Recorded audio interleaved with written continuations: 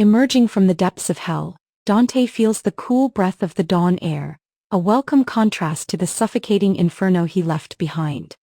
Before him stands Mount Purgatory, a towering spiral of hope and repentance, bathed in the soft light of the rising sun. Virgil, his steadfast guide, gestures upward, encouraging Dante to begin the climb. At the mountain's base lies Purgatory, a place for souls who delayed repentance until the final moments of life. Dante encounters kings, warriors, and commoners alike, all humbled by their shared condition. These souls, burdened by their earthly pride and procrastination, await permission to begin their ascent. Their stories are woven with regret, but also with a quiet optimism, a belief in the possibility of eventual salvation. As they ascend to the first terrace, Dante witnesses the punishment of the proud. These souls bear crushing weights on their backs, forcing them to bow low as they climb.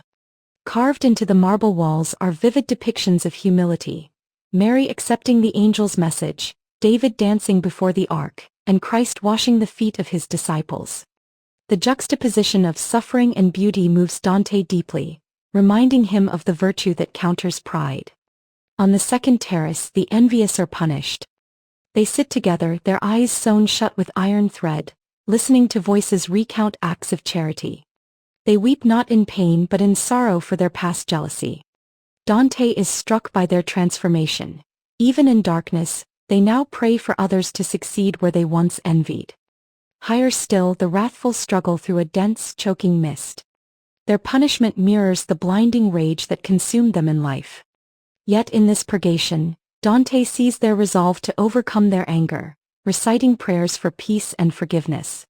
Terrace by terrace, Dante climbs, encountering the slothful, the greedy, the gluttonous, and finally the lustful. Each sin is met with its counter-virtue: diligence, generosity, temperance, and chastity. The soul's punishments are not eternal but are meant to refine and prepare them for the purity of heaven. At last, Dante reaches the earthly paradise at the mountain's summit. Here the air is sweet, the light gentle, and the rivers flow with clarity. It is a garden of unspoiled beauty, reminiscent of Eden, where Beatrice, his long-lost love and spiritual guide, awaits. Virgil, his guide through reason, steps aside, for the journey beyond requires divine grace and faith. Beatrice confronts Dante, gently rebuking him for straying from his spiritual path after her death. Yet her words are not of condemnation but of love, calling him to repentance.